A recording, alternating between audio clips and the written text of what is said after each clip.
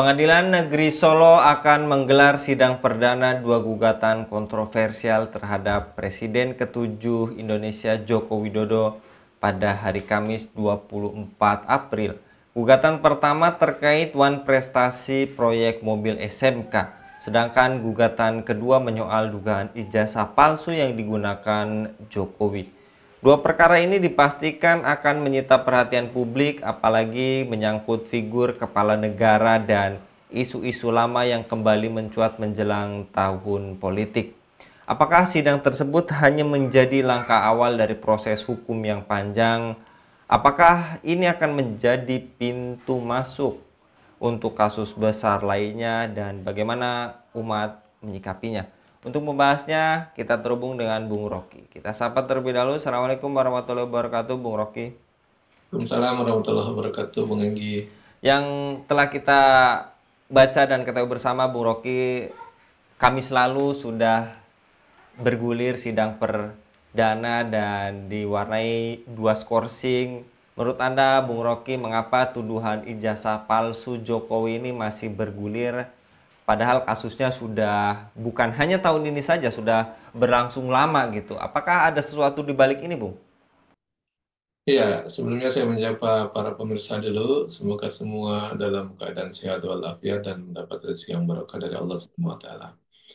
Nah, kasus ini terus saja bergulir dan lama nampaknya. Itu karena prosesnya tidak cepat. Ya, mungkin kalau kita lihat ada dua faktor di situ. Faktor pertama adalah faktor dari para penegak hukum itu sendiri. Faktor kedua dari faktor eksternal, yaitu dari para penuntutnya yang menyiapkan barang bukti. Nah, publik bisa nilai apakah dari pihak yang mendorong, yang mengajukan itu yang lambat menyiapkan barang bukti atau apa, bukti-bukti formilnya maupun yang non formilnya. Apakah pihak aparat penegak hukum yang memprosesnya yang lama atau bahkan mungkin pihak terkaitnya yang tidak hadir dan seterusnya. Itu nanti publik bisa menilai sendiri. Faktanya kasus ini terus bergulir. Yang pasti kenapa terus saja bergulir karena eh, publik belum mendapatkan jawaban yang memenuhi dua hal utama, yaitu penjelasan yang rasional yang bisa memuaskan akal sehat, dan juga yang kedua, syaratnya menenteramkan jiwa-jiwa mereka. Jadi sepanjang dua ini tidak terpenuhi, maka kemungkinan kasus itu akan terus saja bergulir di tengah-tengah publik. Walaupun mungkin orang sudah bosan juga melihat itu dan mau melupakannya, tetapi bagi orang yang berakal sehat ini masih mengganggu. Bagi orang-orang yang jiwanya mempunyai etika yang tenang, yang normal, ya tentu dia merasa terganggu. Kenapa tidak selesai-selesai? Oleh karenanya isu ini akhirnya mudah digoreng baik dari pihak yang menuntut maupun pihak yang dituding. Dua-duanya bisa saja terus menggulirkan ini. Nah, tapi yang paling penting kalau aparat penegak hukumnya dia cepat merespon, saya pikir itu bisa cepat selesai. Dan terutama bagi pihak yang dituding segera menunjukkan barang buktinya, dikonfrontir dengan barang bukti yang dipegang oleh pihak yang menuding, sehingga kan dua-duanya bisa difasilitasi dan ketemu. Saya pikir ini kasus ini bisa terus bergulir panjang karena memang ada pihak-pihak yang sengaja ingin kasus ini panjang, sehingga tidak cepat diselesaikan. Saya pikir itu yang butuh diingatkan agar para pihak yang punya kewenangan tidak usah memperpanjang kasus ini, cepat selesaikan. Dan tentu publik juga energinya tidak habis untuk mengurusi kasus ini. Masih banyak kasus anak bangsa ini yang perlu dipikirkan dan diselesaikan. Begitu, Bung Enggi. Ya. Dan mantan Presiden Jokowi juga dikabarkan tadi mendapat gugatan dari seorang warga atas kasus mobil SMK. Dalam petitumnya, penggugat meminta majelis hakim menyatakan bahwa para tergugat telah melakukan wan prestasi karena gagal merealisasikan janji produksi mobil SMK secara massal. Menurut Anda, Bung Rocky, apakah gugatan ini massal? Juga kita dulu pernah menyimak gitu ya, sampai presiden ini datang ke pabriknya. Iya, sebenarnya janji sebagai seorang politisi itu sebenarnya lebih cenderung pada janji politik. Dia ranahnya lebih mudah ditarik kepada ranah politik dan ranah etika yang dia langgar gitu. Tetapi ketika sudah sampai ke publik dan dia cenderung tidak dipenuhi dari standar etika tidak penuhi itu bisa lari kepada efek untuk ranah hukum. Artinya ada pendustaan atau ada ingkar janji atau wan prestasi kalau dalam ini. Itu bisa saja ditarik ke ranah hukum. Nah, persoalannya apakah ini bisa ditarik ke ranah hukum atau tidak? Sebenarnya dari pintu masuk eh, persoalan etika dan politik tadi sangat mudah ditarik kepada ranah hukum karena memang bisa saja memenuhi syarat-syarat untuk manifestasi dari masyarakat yang tentu kalau ada janji seperti itu kan janji massal ya. Berarti kan banyak pihak yang merasa terzalimi atau apa tidak terpenuhi janjinya kepada pihak-pihak tertentu. Kalau ada orang yang merasa itu tidak terpenuhi janjinya dan dia merasa terugikan, maka dia bisa mengajukan gugatan. Nah, kalau ini yang dilakukan, tentu logis saja bagi ada seorang warga negara yang sudah melakukan perjanjian-perjanjian yang lainnya, kemudian ada janji secara massal tadi, kemudian dia tidak terpenuhi, dia mendapat kerugian secara material, ya tentu dia bisa melakukan proses itu, proses hukumnya. Nah, perkara proses hukum itu ditindaklanjuti atau tidak, bergerak atau tidak, itu memang sangat tergantung dari political will aparat penegak hukum. Apakah dia mau memproses secara cepat, secara lambat, atau bahkan dihentikan tidak bisa. Itu memang subjektivitas aparat penegak hukum. Tetapi yang paling penting ada tidak political will dari pemerintah atau rezim yang sedang berkuasa. Kalau rezim yang sedang berkuasa itu konsen untuk menegakkan hukum, menegakkan keadilan, saya pikir dia akan mendorong proses-proses hukum itu bisa berjalan cepat, dia akurat, menciptakan keadilan, dan bisa, tadi logika saya itu, bisa memuaskan akal sehat bagi masyarakat, wajar dan akal sehatnya terpenuhi. Yang kedua bisa menenteramkan jiwa-jiwa mereka yang gundah gulana karena merasa tertipu atau merasa terzalimi dan seterusnya. Nah, itu ada aspek itu. Nah, kalau janji yang tidak terpenuhi secara politik bisa dilakukan eh, perlawanan politik dan bisa melakukan impeach kepada pihak yang berjanji secara politik. Tapi faktanya kan sudah tidak berkuasa Pak Jokowi.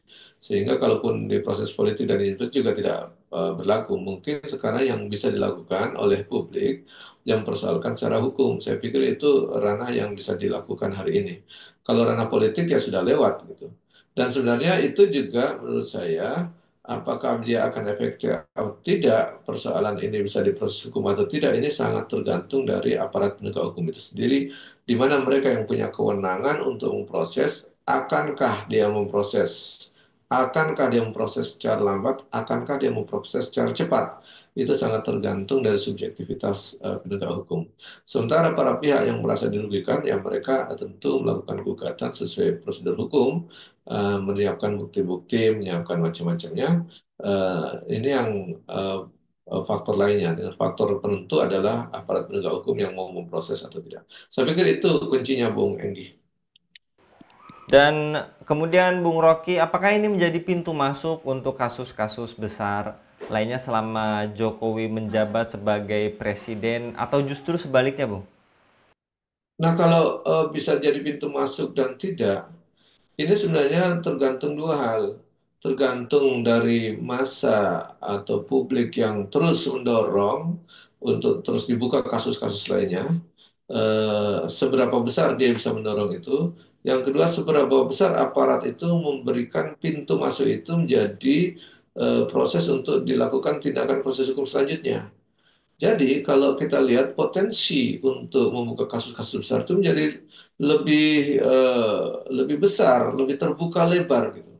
Jadi, kalau kita lihat jika itu dilakukan, maka sebenarnya kasus-kasus besar di balik kebijakan-kebijakan yang melanggar hukum atau bahkan mungkin terindikasi korupsi atau bahkan menzalimi pihak-pihak tertentu, itu bisa saja dibuka dan pintunya bisa terbuka lebar ketika seorang sudah tidak berkuasa lagi. Karena kalau dia masih berkuasa, dia bisa menutup celah itu dan menutup pintu itu dengan kekuasaan yang dimilikinya. Nah, kesempatan hari ini Pak Jokowi sudah tidak lagi berkuasa, tidak lagi menjabat sebagai presiden, sementara kasus-kasus begitu banyak dan itu bisa dibuka oleh publik, didorong untuk dilakukan proses hukum kepada aparat penegak hukum. Saya kira itu sangat potensi untuk bisa dilakukan. Tapi tadi saya katakan, tergantung seberapa besar daya dorong publik untuk meminta kasus itu dibuka. Yang kedua, seberapa besar kemauan baik dari aparat penegak hukum atau political will dari penguasa untuk menindaklanjuti kasus-kasus ini. Kalau aparat penegak hukum tentu sangat tergantung dari rejim yang berkuasa. Kalau rejim yang berkuasa tidak punya political will untuk menegakkan hukum dan menegakkan keadilan, saya pikir dia akan berhenti. Tapi kalau dia ingin menegakkan hukum dan keadilan, tentu dia akan mendorong aparat penegak hukumnya untuk memproses. Saya pikir di situ kuncinya. Jadi kalau rejim ini dia tidak mendorong aparat penegak hukumnya untuk memproses, berarti memang political will-nya lemah untuk menegakkan hukum dan menegakkan keadilan. Sementara masyarakat kalau dia lemah dalam mendorong, saya pikir juga akan tenggelam begitu saja dan berlalu begitu saja. Oleh karena diperlukan dua hal itu, masyarakat atau publik yang terus-menerus mendorong agar kasus-kasus besar yang merugikan negara, bahkan merugikan masyarakat banyak itu diungkap dan diselesaikan, bahkan diproses secara hukum. Sementara aparat penegak hukum harus melaksanakan dengan profesional lapor-laporan masyarakat dan dorongan-dorongan dari masyarakat tersebut untuk bahwa proses hukum itu dijalankan. Nah, ini tentu perlu political will dari pihak penguasa atau rezim yang sedang berkuasa. Dan kita berharap rezim yang berkuasa tidak menjadi perpanjangan tangan dari rezim sebelumnya yang dia ingin melindungi, menutupi, kemudian menjaga kepentingan-kepentingannya. Saya pikir lebih utama harusnya dia melindungi masyarakat, menegakkan keadilan bagi masyarakat, membuktikan bahwa hukum masih bisa tegak di negeri ini, keadilan masih bisa diharapkan ada dan ini menjadi catatan sejarah ke depan. Seandainya itu tidak terjadi, maka publik akan mencatat bahwa rejim yang sebelumnya sama saja dilanjutkan oleh rejim selanjutnya, sehingga rejim sebelumnya yang punya kasus hukum yang bisa diproses lebih banyak tetapi tidak diproses, bahkan mungkin kalau diproses sangat-sangat lambat sehingga menghabiskan waktu yang begitu lama sampai periodisasinya kepemimpinan maupun kewenangannya berakhir. Saya pikir itu yang menjadi catatan publik hari ini, Bung. Ya. Dengan fakta-fakta yang ada tadi, Bung Rocky, apakah ini menunjukkan pemerintahan Jokowi meninggalkan banyak catatan negatif? Lantas, apakah rakyat Indonesia perlu melakukan evaluasi besar-besaran dari hulu ke hilir?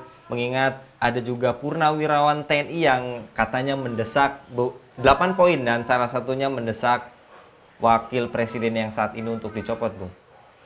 Ya, saya pikir kalau catatan buruknya atau negatifnya bukan banyak, tetapi sangat banyak gitu. Jadi bisa kita lihat dari berbagai aspek, baik politik, ekonomi, budaya, sosial dan seterusnya itu sangat banyak.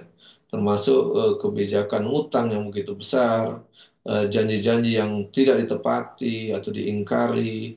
Kemudian dulu janji tidak impor jadi impor, janji mobil SMK mau di launching sekian ribu, enggak muncul-muncul sampai hari ini gitu. Janji mau beli Indosat tidak jadi dibeli dan seterusnya lah. Itu semua sebenarnya sangat negatif. Belum lagi dia membuat negeri ini terpecah belah dengan mengadu domba, menggulirkan isu radikal, radikul, menggulirkan isu terorisme, kemudian memusuhi ormas-ormas yang kritis, aktivis-aktivis yang kritis dikriminalisasi, ormas-ormas yang kritis dipersekusi, bahkan ada yang dicabut BHP-nya, ada yang dibubarkan, dan seterusnya. Saya pikir itu dampak-dampak yang negatif yang begitu besar. Jadi kalau dirinci itu mungkin dampaknya begitu besar dan begitu banyak. Dampak kerusakan bagi negeri luar biasa, terutama dampak lingkungan, dampak sosial, dampak ekonomi, dampak politik begitu besar. Nah, mungkin yang akan bisa mencatat secara detail mungkin bukan publik, tetapi mungkin nanti kita cek di akhirat tuh malaikat yang akan mencatat lebih banyak lagi catatan-catatan buruknya. Mungkin kalau di dunia bisa terjadi polemik, ini tidak, ini baik dan seterusnya. Bisa saja berdalih bahwa misalnya ngutang itu demi kebaikan, padahal ngutangnya utang riba dan seterusnya. Ini bisa saja terjadi polemik, tetapi dampaknya sangat besar sehingga negeri ini semakin tenggelam dan terjerat hutang yang begitu besar sehingga tidak bisa independen lagi. Nah, saya pikir itu dampak terbesar yang ditimbulkan dari rezim Jokowi selama berkuasa 10 tahun. Bahkan dia banyak mengotak-atik hukum, bahkan termasuk meloloskan anaknya menjadi wakil presiden dengan mengakal-akali hukum di rezim ini terjadi yang syaratnya harus 40 tahun tiba-tiba bisa lolos juga sebelum 40 tahun itu hanya terjadi di rezim Pak Jokowi. Saya pikir itu yang dicatat oleh publik dan itu bisa menjadi catatan sejarah ke depan. Dan tentu rakyat kita, rakyat Indonesia harus melakukan evaluasi besar-besaran dari hulu ke hilir. Jadi tidak sekedar menyalahkan rejim yang berkuasa, tetapi rejim itu bisa berkuasa karena didukung oleh masyarakat, didukung oleh rakyat sebagian besarnya. Rakyat sebagian besarnya berarti belum paham mana yang harus didukung dan mana yang tidak harus didukung. Yang kedua, dia didukung oleh sistem yang bekerja untuk melindungi, menjaga kekuasaan, mengamankan kepentingan-kepentingannya. Sehingga kalau mau evaluasi, tidak sekedar mengevaluasi pemimpinnya, tetapi harus mengevaluasi sistemnya, juga mengevaluasi masyarakatnya. Kenapa masih mendukung orang-orang maupun sistem yang justru membawa negeri ini terjerembat bahkan terjerat hutang yang begitu besar, bahkan juga menjadi negeri yang semakin eh, rentan, semakin lemah persatuannya karena ada politik adu domba di dalamnya, dan ini tidak boleh dibiarkan terlalu lama. Kalau dibiarkan maka negeri ini bisa hancur-hancuran. Nah, ini yang harus dilakukan evaluasi. Jadi evaluasi besar-besaran yang dimaksud sini, dia tidak sekedar mengevaluasi pemimpinnya secara personal, tetapi harus mengevaluasi sistem kepemimpinan secara nasional dan bahkan global, di mana letak kerusakan dan kelemahannya. Dan ketiga, masyarakat harus diberikan edukasi maupun pendidikan agar bisa memahami mana sistem yang baik, mana sistem yang buruk, mana pemerintahan rejim yang baik, dan mana rejim yang buruk. Saya pikir ini yang harusnya diberikan edukasi kepada masyarakat. Nah, edukasi kepada masyarakat mungkin kalau dalam bahasa agamanya disebutnya dakwah. Inilah pentingnya dakwah. Kita penting ada personal maupun kelompok dakwah yang terus mendakwahkan amar ma'ruf nahi mungkar, dan itu kita harapkan rejim yang berkuasa tidak melakukan persekusi kalau orang sedang melakukan amar ma'ruf nahi mungkar. Dan sepanjang tidak ada amar ma'ruf nahi mungkar, maka kemungkaran dan kezaliman itu akan terus berkuasa dan bahkan membesar, dan itu semakin memberikan dampak buruk yang jauh lebih besar, dan dampak buruknya bukan hanya sekedar besar, bisa semakin dahsyat, merusak negeri, merusak manusia, merusak sistem-sistem, merusak lingkungan dan seterusnya. Saya pikir ini yang harus dievaluasi oleh masyarakat kita, dievaluasi oleh publik kita, dievaluasi oleh semua elemen bangsa ini, baik itu individu, ormas, juga organisasi-organisasi keagamaan maupun kemasyarakatan yang lain, termasuk evaluasi oleh pemerintahan atau rejim yang sedang berkuasa. Dia harus mengevaluasi diri, dia juga mengevaluasi personalnya, aparat-aparatnya, termasuk sistem yang digunakan, apakah memang harus dilanjutkan dengan sistem kapitalisme sekuler hari ini yang telah mengantarkan negeri ini terjerat dengan hutang yang begitu besar, dengan lingkungan yang rusak semakin parah, dan juga semakin lemahnya modal sosial masyarakat dan persatuan masyarakat karena ada politik adu domba dan juga ada politik divide et impera di tengah-tengah masyarakat yang dihembuskan dengan istilah radikal, Islamofobia, terorisme, dan seterusnya. Saya pikir itu harus dievaluasi secara total dan mendasar. Begitu, Bung Enggi. Jazakallah Bu Rocky untuk paparannya. Jadi polemik mobil SMK dan ijazah Jokowi hanya sekelumit persoalan fakta yang bisa dicatat, walaupun tadi Bung Rocky telah menyebutkan lebih banyak lagi fakta dan yang lebih banyak lagi juga banyak yang belum bisa disebutkan pada kesempatan kali ini. Dan tadi juga disampaikan Bung Rocky ini bukan hanya semata karena memang individunya semata, tapi memang sistemnya juga mendukung adanya kecurangan tersebut. Dan solusinya lagi-lagi kembali ke sistem yang menuju ke Indonesia yang lebih fitrah lagi tadi dengan syariat Islam. Jazakallah sekali lagi Bung Rocky untuk paparannya pada kabar petang kali ini. Demikian pemirsa Eleva News, dukung dengan subscribe, share, dan like. Semoga menjadi kebaikan bagi kita semua di dunia dan di akhirat. Saya Anggi Suara undur diri. Assalamualaikum warahmatullahi wabarakatuh.